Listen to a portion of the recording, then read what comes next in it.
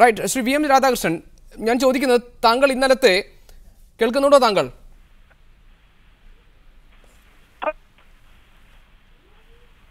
താങ്കൾ കേൾക്കുന്നുണ്ടോ Shri V M Radhakrishnan? ടെലിഫോണിൽ പ്രശ്നങ്ങളുണ്ടെന്ന് തോന്നുന്നു അല്ലേ?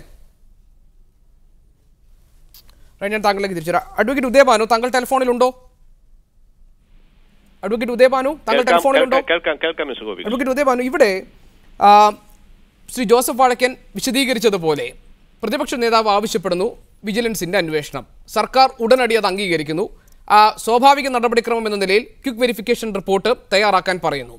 ഈ ക്വിക്ക് വെരിഫിക്കേഷൻ റിപ്പോർട്ടിൽ ഇപ്പോൾ തന്നെ നമുക്കറിയാം ബിജു രമേശ് അദ്ദേഹത്തിന്റെ നിലപാടിൽ മയപ്പെടുത്തിയിട്ടുണ്ട്. ആരോ പറഞ്ഞു കേട്ട അറിവാണ് പണം കൊടുത്തത് എന്ന് മാത്രമാണ് അദ്ദേഹം പറയുന്നത്. തെളിവുകൾ ഹാജരാക്കുമെന്ന കാര്യത്തിൽ ഉറപ്പില്ല.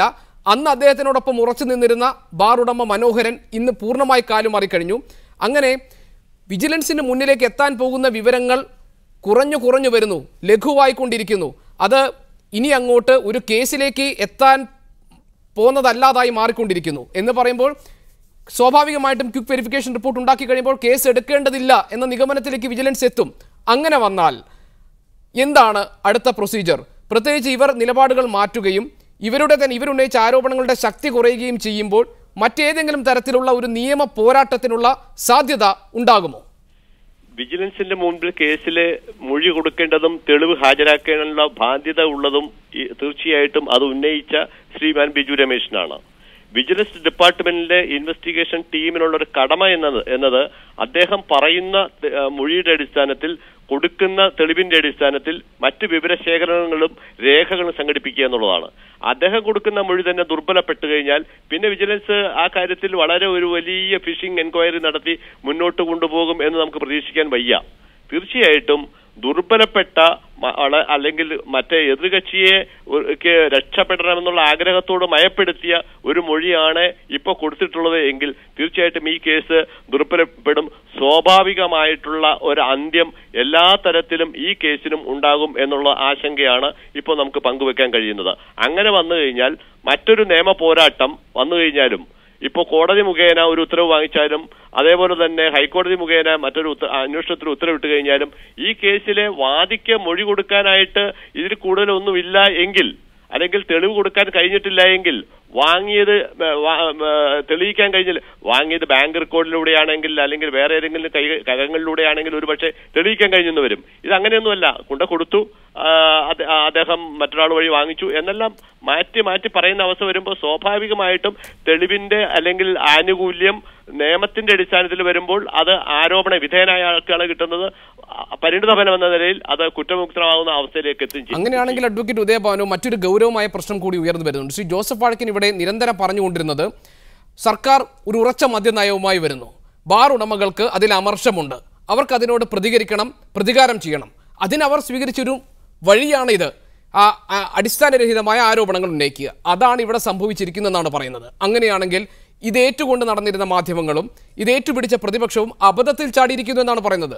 അങ്ങനെയാണ് സംഭവമെങ്കിൽ മേലിൽ ഇത്തരം സംഭവങ്ങൾ ഉണ്ടാകാതിരിക്കാൻ മാതൃകാപരമായ രീതിയിൽ ഇതിൽ നടപടികൾ, ഇത്തരം ആരോപണങ്ങൾ ഉന്നയിക്കുന്നവർക്കെതിരെ, അത് മാറ്റി പറയുന്നവർക്കെതിരെ നടപടി സ്വീകരിക്കാൻ നമുക്ക് കഴിയണ്ടേ? അങ്ങനെയല്ലെങ്കിൽ സ്വാഭാവികമായി എല്ലാ കാലത്തും ഇത് തെറ്റിദ്ധാരണ ഉണ്ടാക്കുകയാണോ അതോ യഥാർത്ഥത്തിൽ ഉണ്ടായതാണോ എന്ന് നമുക്കറിയില്ല. എന്തായാലും തെറ്റിദ്ധാരണ ഉണ്ടാക്കുന്ന തരത്തിൽ ഇടപെടൽ ഇനിയും ഉണ്ടാകില്ലേ? ശ്രീ ഗോപികൃഷ്ണൻ, ശ്രീ ജോസഫ് വാഴക്കൻ ഇന്ന് പറഞ്ഞു കണ്ടെത്തിയ ആ തിയറിയോട് എനിക്ക് വിയോജിപ്പാണുള്ളത്. എനിക്ക് ഒരു കാരണവശാലും യോജിപ്പില്ല. അത് ഇന്നത്തെ ഭരണ കക്ഷികൾ ഇന്നലത്തെ ആലുവ പാലസിൽ കൂടിയ യോഗത്തിന് ശേഷം മെനഞ്ഞെടുത്തിട്ടുള്ള അവരുടെ ഒരു രാഷ്ട്രീയ തന്ത്രത്തിന്റെ പുറത്തേക്ക് വന്ന പ്രതിഫലനം മാത്രമാണ്. യഥാർത്ഥത്തിൽ വസ്തുത അതായിരിക്കില്ല. ബിജു രമേശിനെ അതിഭീകരമായ രീതിയിൽ ഭീഷണിപ്പെടുത്തിയിട്ടോ അല്ലെങ്കിൽ മറ്റു സ്വാധീനം ചെലുത്തിയിട്ടോ ഉണ്ടാവും. അതിന് ഇടനിലക്കാര് റിട്ടയർ ചെയ്ത ഗവർണർമാർ വരെ പുറത്തിറങ്ങി രംഗത്ത് വന്നു എന്നുള്ളതാണ് നാം ഇന്നലത്തെ ചർച്ചകളിൽ നിന്നെല്ലാം മനസ്സിലായത്. എന്തു തന്നെയായാലും ഉറച്ചു നിൽക്കും, ആത്മഹൂതി ചെയ്യും എന്നെല്ലാം പറഞ്ഞ ശ്രീ ബിജു രമേശിന്റെ വിപ്ലവ ബീജം ചോർന്നു പോകാൻ ഇട വന്നിട്ടുള്ളത് ഭീഷണിയുടെ അടിസ്ഥാനത്തിലോ പ്രേരണയുടെ അടിസ്ഥാനത്തിൽ മാത്രമാണ്. ആ നിലയ്ക്ക് അദ്ദേഹം പിന്നോക്കം പോയതാണ്. അതല്ലാതെ ഏതെങ്കിലും തരത്തിൽ മാധ്യമങ്ങളെ വെട്ടിലാക്കാനോ പ്രതിപക്ഷത്തെ വെട്ടിലാക്കാനോ വേണ്ടി കൊണ്ടുവന്നതാണ് എന്ന് വിശ്വസിക്കാൻ തക്ക രീതിയിലുള്ള നമ്മുടെ നീതിബോധം അതിനെ അനുവദിക്കുന്നില്ല. Right advocate Udayabhanu. Shri V M Radhakrishnan, താങ്കൾ പറഞ്ഞു ഇന്നലെ എക്സിക്യൂട്ടീവ് യോഗം എടുത്ത തീരുമാനങ്ങളിലെല്ലാം ഉറച്ചു നിൽക്കുന്നുവെന്ന്. എക്സിക്യൂട്ടീവ് യോഗത്തിലുണ്ടായ ഒരു തീരുമാനമാണ് ഈ തെളിവുകളെല്ലാം കോഴ കൊടുത്തു, അത് മന്ത്രിമാർ വാങ്ങി എന്നതിന്റെ തെളിവുകളെല്ലാം പൊതുജനത്തിന് മുന്നിൽ കൊണ്ടുവരുമെന്ന്. നിങ്ങൾ എങ്ങനെ കൊണ്ടുവരും? അതിൽ ഉറച്ചു നിൽക്കുന്നുണ്ടോ? കേരള രാഷ്ട്രീയത്തിലെ ഒരു വിഭാഗത്തിനെ ഞങ്ങളുടെ തെളിവുകളും ആരോപണങ്ങളും ലഘൂകരിക്കണം, മറ്റൊരു വിഭാഗത്തിന് അതിന് ശക്തി കൂടുതൽ പകരണം. ഈ രണ്ട് കളികളുടെയും ഭാഗമാക്കല്ല, അല്ലെങ്കിൽ അതിന്റെ ഒരു ഭാഗമാകാൻ ഉദ്ദേശിക്കുന്നവരല്ല കേരള ബാർ ഹോട്ടൽ അസോസിയേഷൻ. ഒന്നാമത്തെ കാര്യം നിങ്ങൾ മനസ്സിലാക്കേണ്ടത്. രണ്ടാമത്തെ കാര്യം, ഇതിൽ ചാനൽ ചർച്ചയിൽ പങ്കെടുക്കുന്നവർക്കൊക്കെ എന്താണ് ആവശ്യം? എത്ര പെട്ടെന്ന് ഈ നാടകം കാണാം, ഇതിന്റെ അന്ത്യം എങ്ങനെ കാണാം, ഇത് ഏതൊക്കെ? ഞങ്ങൾക്ക് ആവശ്യമായ സമയത്തെക്കുറിച്ച് ഇന്നലത്തെ ചർച്ചകളിൽ സൂചിപ്പിച്ചിട്ടുണ്ട്. പിന്നെ താങ്കൾ സൂചിപ്പിച്ചല്ലോ ഞങ്ങളുടെ ഒരു അംഗം മൊഴി മാറ്റിയിട്ടുണ്ട് എന്നൊക്കെ. ഇതെല്ലാം കേരള ചരിത്രത്തിലെ അല്ലെങ്കിൽ ആദ്യത്തെ സംഭവമാണോ? അങ്ങനെ മൊഴി മാറ്റിയിട്ടുണ്ടെങ്കിൽ ഡോക്ടർ ബിജു രമേശ് വിശദീകരിച്ചിട്ടുണ്ട്. രാജാവാണ് ഭരിക്കുന്നവര്, രാജാവിന് വിധേയമായി നിൽക്കാൻ ഞങ്ങൾ ബാധ്യസ്ഥരാണ്, വിധേയരാണ്. അങ്ങനെ ഏതെങ്കിലും വ്യക്തി അത്തരത്തിൽ ചെയ്തിട്ടുണ്ട് എന്നുള്ള കാരണം കൊണ്ട് ഈ ആരോപണം തീർത്തും ഇല്ലാതെയാകുന്നുണ്ടോ? ആ ആരോപണത്തിനെ സാധൂകരിക്കുന്ന തെളിവുകൾ ഹാജരാക്കാൻ സംഘടനയും ശ്രീമാൻ ഡോക്ടർ ബിജു രമേശും ബാധ്യസ്ഥമാണ്. അതിന് സമയം ചോദിച്ചിട്ടുണ്ടാകും. ഞങ്ങൾ രേഖകൾ സമ്പാദിക്കുന്നു. ഞാൻ ചോദിച്ചത് താങ്കൾ ഈ തെളിവുകൾ പൊതുജനത്തിന് മുന്നിൽ കൊണ്ടുവരുമോ എന്നാണ്. പൊതുജനത്തിന് മുന്നിൽ കൊണ്ടുവരുമോ? പൊതുജനത്തിന് മുൻപിൽ കൊണ്ടുവരുന്ന കാര്യത്തെക്കുറിച്ചും ഇന്നലെ വ്യക്തമായി ഞങ്ങൾ അവതരിപ്പിച്ചില്ലേ. ഞങ്ങളെ ജനറൽ ബോഡിയുടെ അനുവാദത്തോടു കൂടി ചെയ്യും. അതിനു മുൻപ് ഞങ്ങൾ ചെയ്യുന്നത് അന്വേഷക സംഘം മുൻപാകെയാണ്.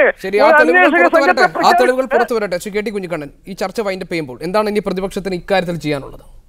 അല്ല, ഈ സോളാർ ഉൾപ്പെടെയുള്ള എല്ലാ അഴിമതി കേസുകളും വളരെ നല്ല രീതിയിൽ ഒതുക്കിക്കളയുക എന്നുള്ളത് അത് സാക്ഷികളെ സ്വാധീനിക്കും. ഇപ്പോൾ ഈ കേസിൽ ബിജു രമേശിനെ ഒന്നുകിൽ ഭീഷണിപ്പെടുത്തി അല്ലെങ്കിൽ മറ്റ് പ്രലോഭനങ്ങളിലൂടെ സ്വാധീനിച്ചു എന്നാണ് നമ്മൾ മനസ്സിലാക്കേണ്ടത്. പ്രലോഭനങ്ങളാണ് സാധ്യത കൂടുതൽ. കാരണം ബിജു രമേശ് എന്ന് പറയുന്നത് തിരുവനന്തപുരത്തെ ഈ കേരളത്തിലെ ഭരണരാഷ്ട്രീയ ആളുകളൊക്കെ ആയിട്ട് നല്ല ബന്ധമുള്ള ഒരു കുടുംബത്തിലെ അംഗമാണ്. അദ്ദേഹം കേരളത്തിലെ വലിയ കരാർപ്പണിയുമായി ബന്ധപ്പെട്ട് നിലനിൽക്കുന്ന ഒരു കുടുംബമാണ്. അപ്പോൾ സ്വാഭാവികമായിട്ടും വലിയ പ്രലോഭനങ്ങളിലൂടെ സ്വാധീനിക്കാൻ കഴിഞ്ഞിട്ടുണ്ടാകാമെന്നാണ് നമ്മൾ കാണേണ്ടത്. ചിലപ്പോൾ ഭീഷണിയാവാം.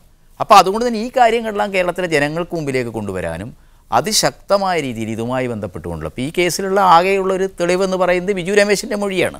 ബിജു രമേശാണത് വ്യക്തമാക്കേണ്ടത്. ഇപ്പോൾ കേരളത്തിലെ ചാനലുകളൊക്കെ എടുത്ത എല്ലാ ക്ലിപ്പിങ്സും ജനങ്ങൾ കണ്ടതാണല്ലോ. ഇന്നലെ ഇപ്പം ശ്രീ വടക്കൻ പറഞ്ഞതുപോലെയല്ല പ്രശ്നം, ഏതോ ഒരു വഴക്കം പറഞ്ഞതുപോലെയല്ല പ്രശ്നം, ഏതെങ്കിലും ഒരു ചാനൽ എടുത്തു എന്നുള്ളതല്ല. ഈ കാര്യം എല്ലാ മാധ്യമങ്ങളിൽ നിന്ന് റിപ്പോർട്ട് ചെയ്തിരിക്കുക. അങ്ങനെയാണെങ്കിൽ ബിജു രമേശിനും തെറ്റായ രീതിയിൽ തങ്ങളെ അപകീർത്തിപ്പെടുത്തിയ കേരളത്തിലെ ഏറ്റവും സീനിയറായ നേതാവാണ് KM മാണി.